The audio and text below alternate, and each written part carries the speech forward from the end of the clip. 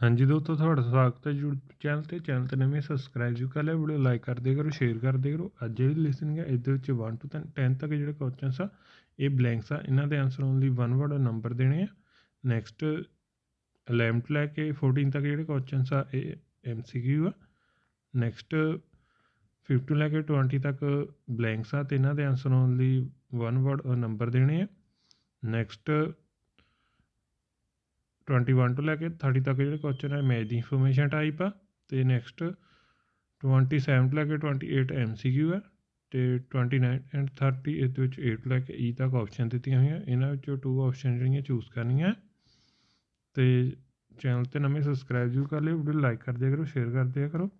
ਅਤੇ ਅੱਗੇ ਜਿਹੜੇ ਕੁਐਸਚਨਸ ਆ 31 ਤੋਂ ਲੈ ਕੇ 40 ਇਹ ਬਲੈਂਕਸ ਆ ਅਤੇ ਇਹਨਾਂ ਦੇ ਆਨਸਰ ਆਉਂਦੀ 1 ਵਰਡ ਦੇਣੇ। ਅਤੇ ਹੁਣ ਸਾਰੇ ਕੁਐਸਚਨ ਚੰਗੀ ਤਰ੍ਹਾਂ ਰੀਡ ਕਰ ਲਓ ਅਤੇ ਆਪਾਂ ਲਿਸਨਿੰਗ ਜੀ ਸਟਾਰਟ ਕਰਦੇ ਹਾਂ। Part 1.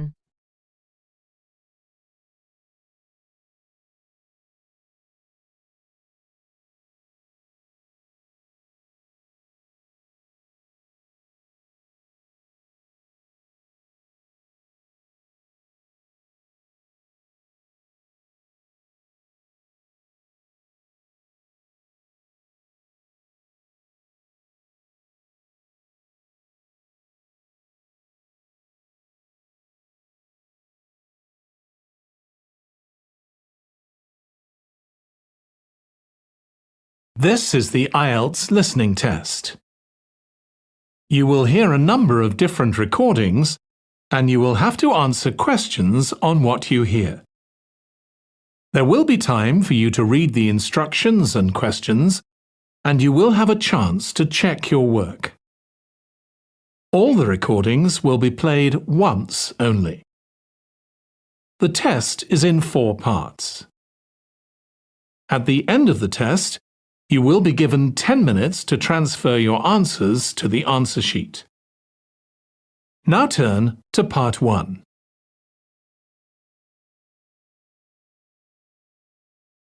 Part 1. You will hear a woman phoning a friend to get information about a job agency.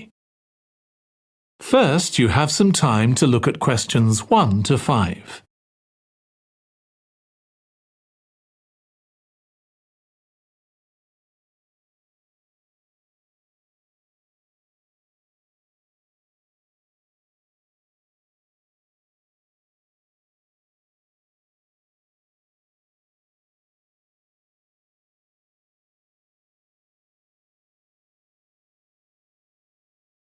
Now listen carefully and answer questions 1 to 5.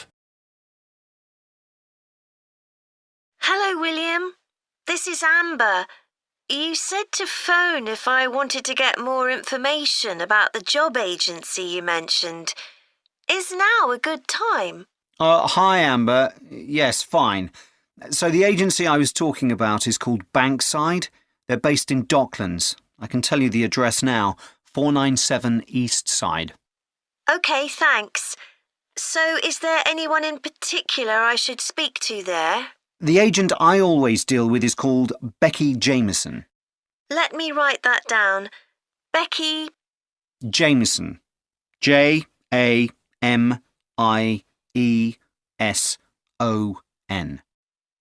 Do you have her direct line? Yes, it's in my contacts somewhere. Right, here we are. 07866 510 333. I wouldn't call her until the afternoon if I were you. She's always really busy in the morning trying to fill last-minute vacancies. She's really helpful and friendly, so I'm sure it would be worth getting in touch with her for an informal chat. It's mainly clerical and admin jobs they deal with, isn't it? That's right. I know you're hoping to find a full-time job in the media eventually, but Becky mostly recruits temporary staff for the finance sector, which will look good on your CV and generally pays better too. Yeah, I'm just a bit worried because I don't have much office experience. I wouldn't worry. They'll probably start you as a receptionist or something like that. So what's important for that kind of job isn't so much having business skills or knowing lots of different computer systems, it's communication that really matters, so you'd be fine there. and you'll pick up office skills really quickly on the job. It's not that complicated. OK, good. So how long do people generally need temporary staff for? It would be great if I could get something lasting at least a month. That shouldn't be too difficult, but you're more likely to be offered something for a week at first, which might get extended. It's unusual to be sent somewhere for just a day or two. Right. I've heard the pay isn't too bad. Better than working in a shop or a restaurant. Oh yes, definitely. The hourly rate is about £10, $11 if you're lucky. That's pretty good. I was only expecting to get £8 or £9 an hour. Before you hear the rest of the conversation, you have some time to look at questions 6 to 10.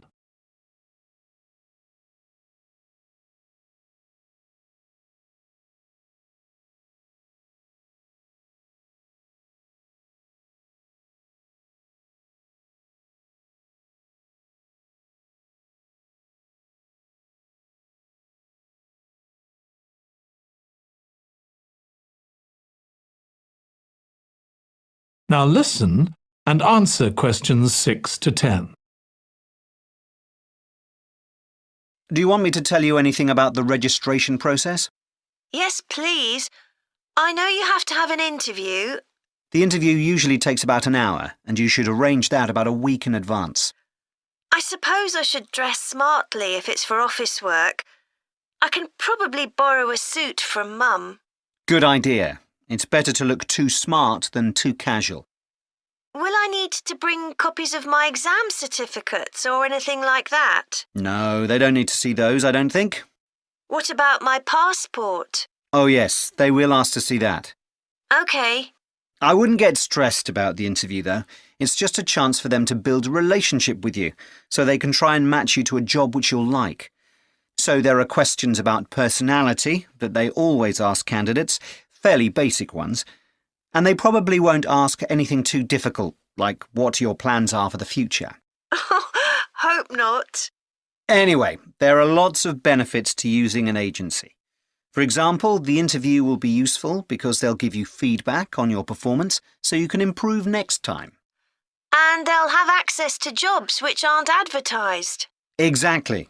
Most temporary jobs aren't advertised. And I expect finding a temporary job this way takes a lot less time. It's much easier than ringing up individual companies. Yes, indeed. Well, I think I've covered it. That is the end of part 1. You now have 1 minute to check your answers to part 1. Part 1 ਜਿਹੜਾ ਖਤਮ ਹੋ ਚੁੱਕਾ, ਪਾर्ट 2 start ਹੋ ਚੁੱਕਾ। ਜੇ 11 ਤੋਂ ਲੈ ਕੇ 14 ਤੱਕ MCQ ਆ, ਸਾਰੇ ਕੁਝ ਚੰਗੀ ਤਰ੍ਹਾਂ ਰੀਡ ਕਰੋ ਤੇ ਪਾर्ट 2 ਜਿਹੜਾ ਸਟਾਰਟ ਕਰਦੇ ਆ।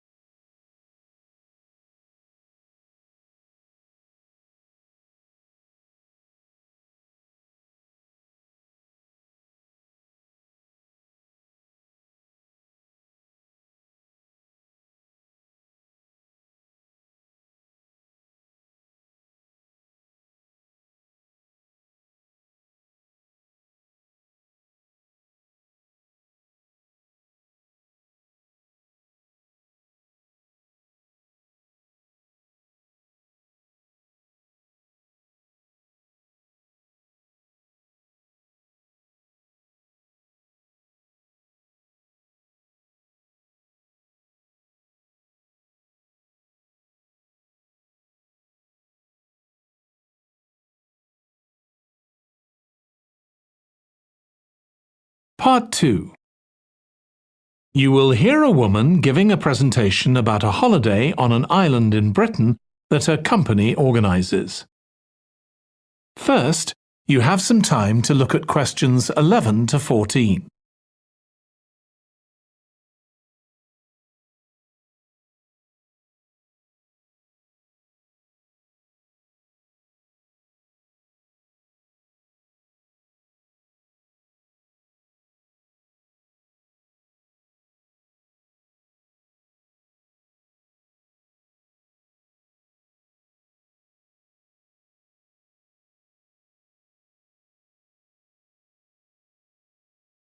Now listen carefully and answer questions 11 to 14. Good morning.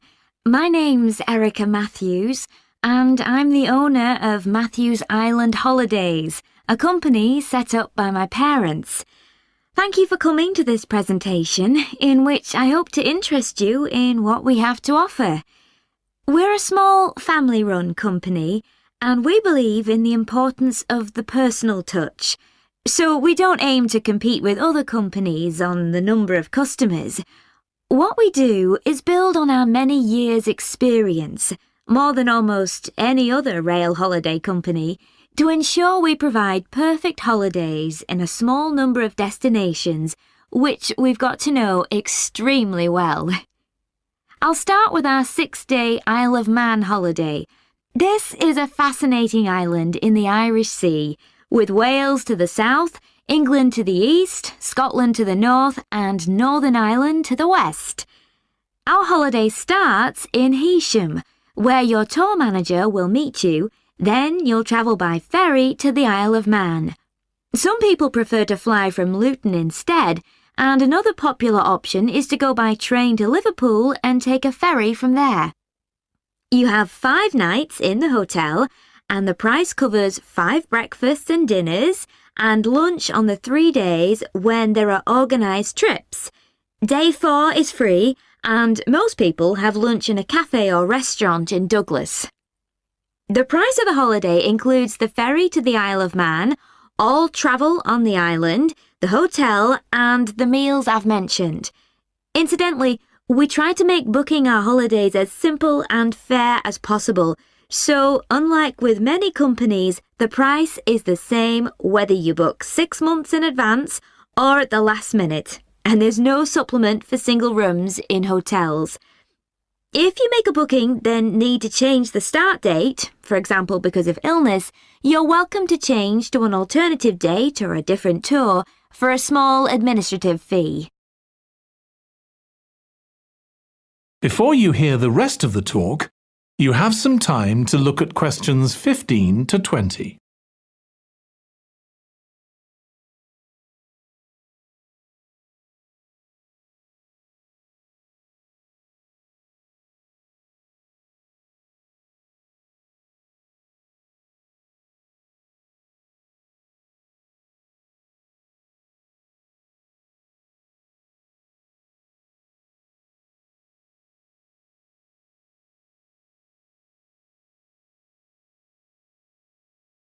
Now listen and answer questions 15 to 20.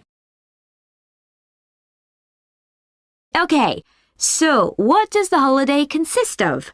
Well, on day 1, you'll arrive in time for a short introduction by your tour manager, followed by dinner in the hotel.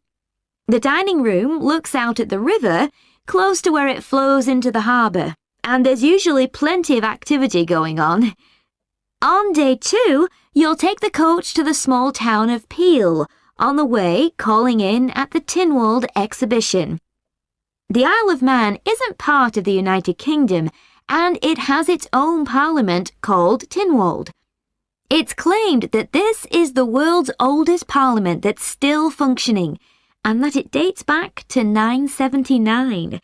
However, the earliest surviving reference to it is from 1422, so perhaps it isn't quite as old as it claims. Day 3, we have a trip to the mountain Snaefell. This begins with a leisurely ride along the promenade in Douglas in a horse-drawn tram. Then you board an electric train which takes you to the fishing village of Laxey. From there, it's an 8-kilometre ride in the Snaefell Mountain Railway to the top. Lunch will be in the cafe, giving you spectacular views of the island. Day 4 is free for you to explore, using the pass which we'll give you. So you won't have to pay for travel on local transport or for entrance to the island's heritage sites. Or you might just want to take it easy in Douglas and perhaps do a little light shopping. The last full day, day 5, is for some people the highlight of the holiday, with a ride on the steam railway from Douglas to Port Erin. After some time to explore, a coach will take you to the headland that overlooks the Calf of Man, a small island just off the coast. From there, you continue to Castletown, which used to be the capital of the Isle of Man and its medieval castle. And on day 6, it's back to the ferry, or the airport if you flew to the island, and time to go home. Now, I'd like to tell you a bit more. That is the end of part 2. You now have 30 seconds to check your answers to part 2. 3 ਜਿਹੜਾ start ਹੋ ਚੁੱਕਾ ਇਸ ਦੇ ਵਿੱਚ 21 ਤੋਂ ਲੈ ਕੇ 26 ਤੱਕ ਜਿਹੜੇ ਕੁਐਸਚਨਸ ਆ ਮੈਥ ਦੀ ਇਨਫੋਰਮੇਸ਼ਨ ਟਾਈਪ ਆ ਸਾਰੇ ਕੋਚਿੰਗ ਤੇ ਰੀਡ ਕਰ ਤੇ ਪਾਰਟ 3 ਦਾ ਸਟਾਰਟ ਕਰਦੇ ਆ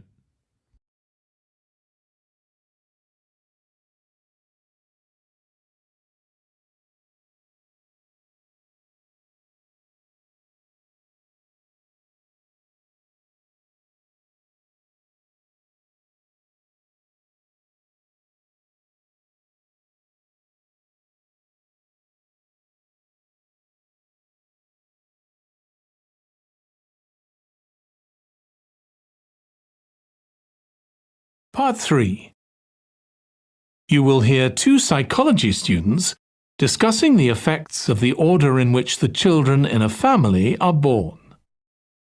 First, you have some time to look at questions 21 to 26.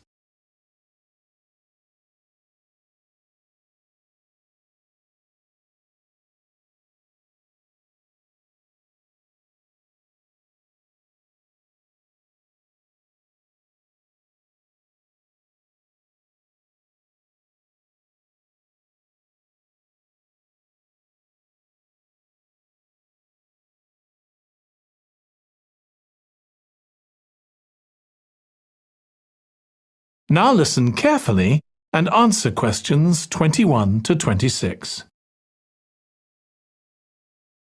Ed, how are you getting on with the reading for our presentation next week? Well, okay, Ruth, but there's so much of it. I know. I hadn't realised birth order was such a popular area of research. But the stuff on birth order and personality is mostly unreliable. From what I've been reading, a lot of the claims about how your position in the family determines certain personality traits are just stereotypes, with no robust evidence to support them. OK, but that's an interesting point. We could start by outlining what previous research has shown.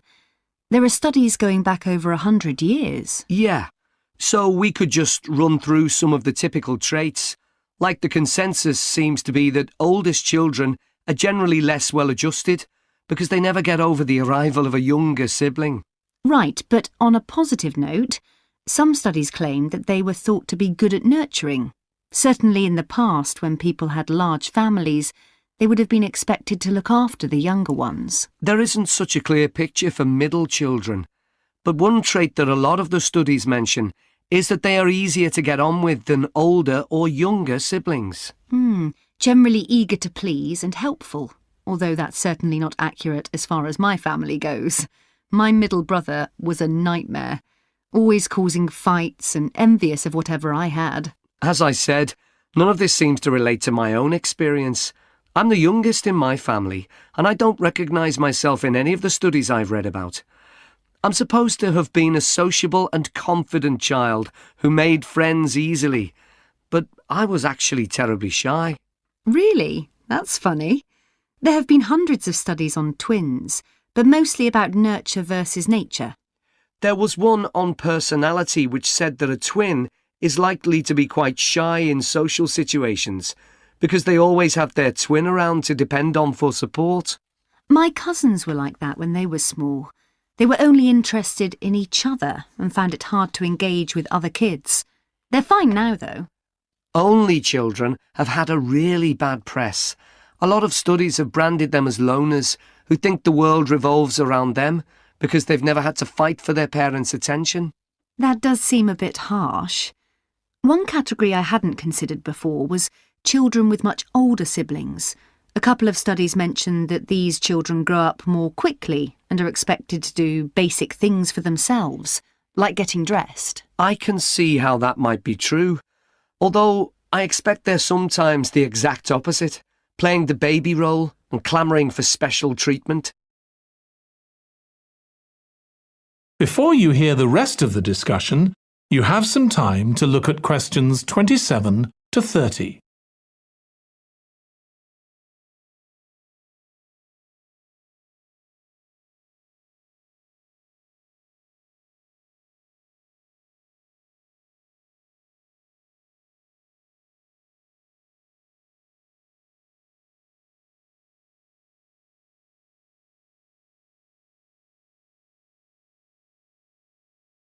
Now listen and answer questions 27 to 30. What was the problem with most of these studies, do you think? I think it was because, in a lot of cases, data was collected from only one sibling per family, who rated him or herself and his or her siblings at the same time. Some of the old research into the relationship between birth order and academic achievement has been proved to be accurate, though. Performances in intelligence tests declined slightly from the eldest child to his or her younger siblings. This has been proved in lots of recent studies. Yes, although what many of them didn't take into consideration was family size. The more siblings there are, the likelier the family is to have a low socio-economic status, which can also account for differences between siblings in academic performance. The oldest boy might be given more opportunities than his younger sisters, for example. Exactly. But the main reason for the marginally higher academic performance of oldest children is quite surprising, I think. It's not only that they benefit intellectually from extra attention at a young age, which is what I would have expected. It's that they benefit from being teachers for their younger siblings by verbalising processes. Right. And this gives them status and confidence, which again contributes, in a small way, to better performance. So, would you say sibling rivalry has been a useful thing for you? I think so. My younger brother was incredibly annoying, and we fought a lot. But I think this has made me a stronger person. I know how to defend myself. We had some terrible arguments, and I would have died rather than apologise to him. But we had to put up with each other, and most of the time we coexisted amicably enough. Yes, my situation was pretty similar. But I don't think having two older brothers made me any less selfish. I was never prepared to let my brothers use any of my stuff. That's perfectly normal, whereas sometimes... That is the end of part 3. You now have 30 seconds to check your answers to part 3. Part 4 ਜਿਹੜਾ start ਹੋ ਚੁੱਕਾ ਇਹਦੇ 31 ਤੋਂ ਲੈ ਕੇ 40 ਤੱਕ ਇਹ questions ਆ blanks ਆ ਇਹਨਾਂ ਦੇ ਆਨਸਰ ਦੀ 1 ਵਰਡ ਦੇਣੀ ਸਾਰੇ ਕੁਝ ਚੰਗੀ ਤਰ੍ਹਾਂ ਰੀਡ ਕਰ ਤੇ ਪਾਰਟ 4 ਜਿਹੜਾ ਸਟਾਰਟ ਕਰਦੇ ਆ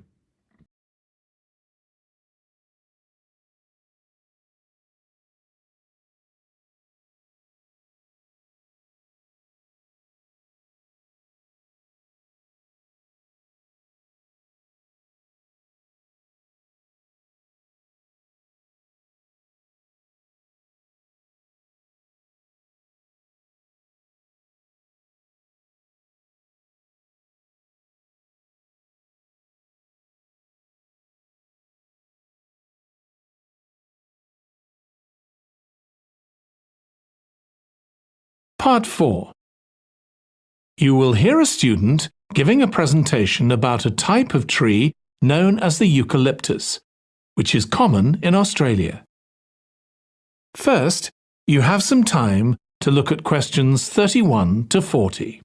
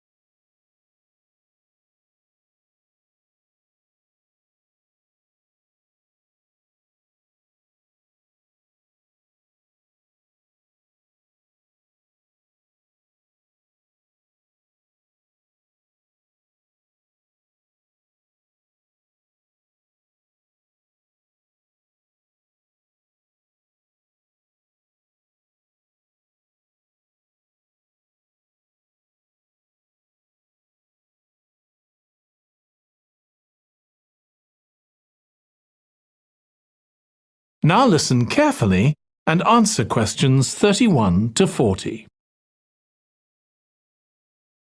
Today, I'm going to talk about the eucalyptus tree. This is a very common tree here in Australia, where it's also sometimes called the gum tree. First, I'm going to talk about why it's important.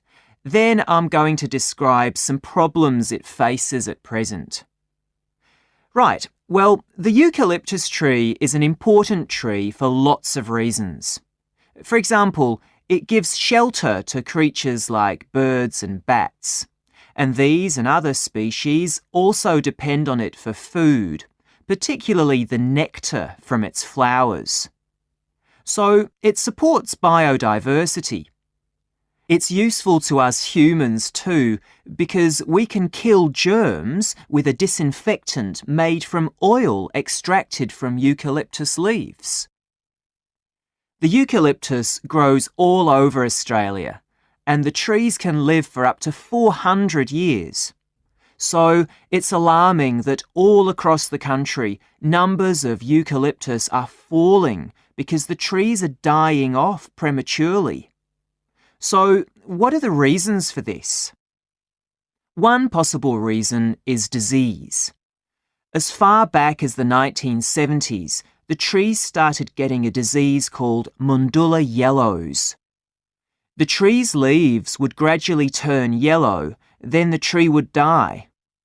It wasn't until 2004 that they found the cause of the problem was lime, or calcium hydroxide, to give it its proper chemical name, which was being used in the construction of roads.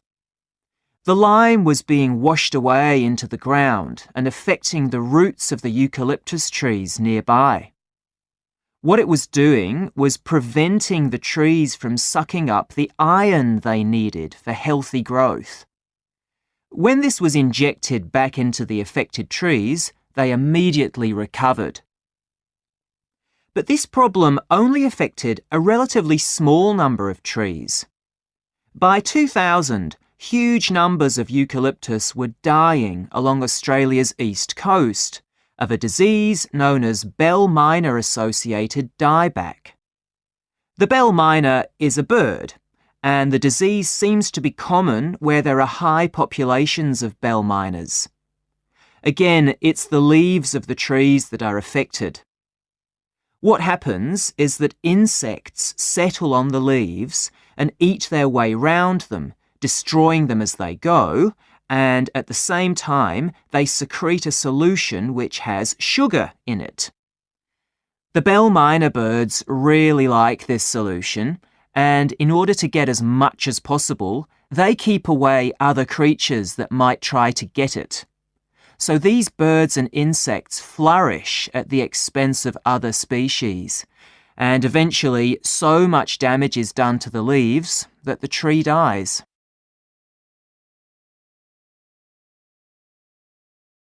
But experts say that trees can start looking sick before any sign of bell miner-associated dieback. So it looks as if the problem might have another explanation.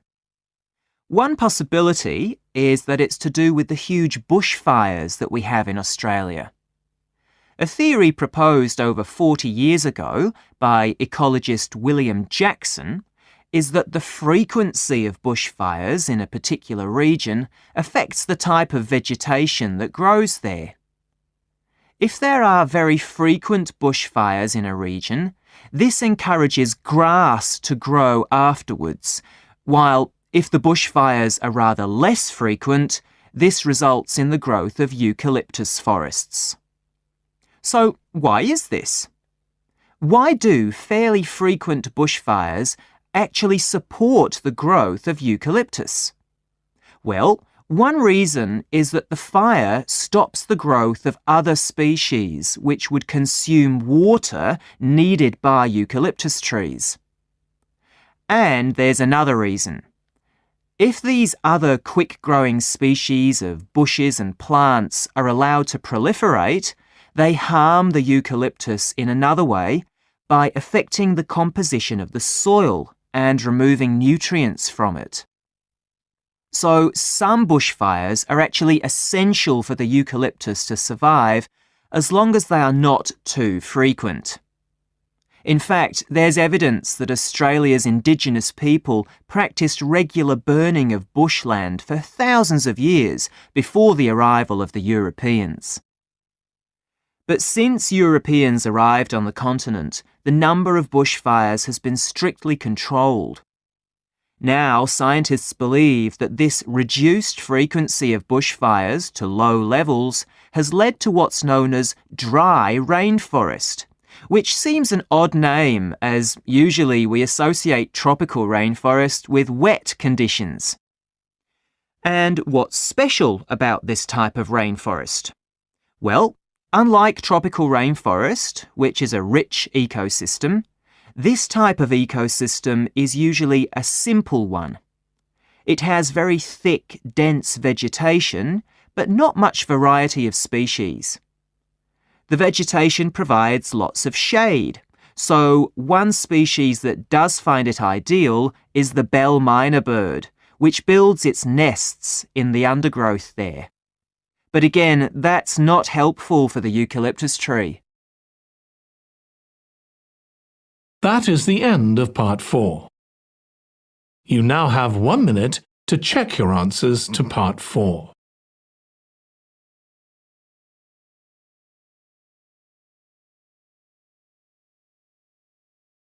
Part 4 ਜਿਹੜਾ ਖਤਮ ਹੋ ਚੁੱਕਾ ਹੁਣ ਆਪਾਂ answer ਦੇਖਦੇ ਹਾਂ first Jameson next afternoon next communication next week next 10 6 suit next passport next personality 9 feedback next time next A next B next A next C next river next 1 422 next top next pass next team next capital next G next F next A next E next B next C next C next A next 29 to 30 B and D in any order next shelter next oil next roads next insects next grasses next water next soil next dry next sample next nests अगर channel ते नमें subscribe जो कर ले video like कर दियो share कर दिया करो थैंक यू फॉर वाचिंग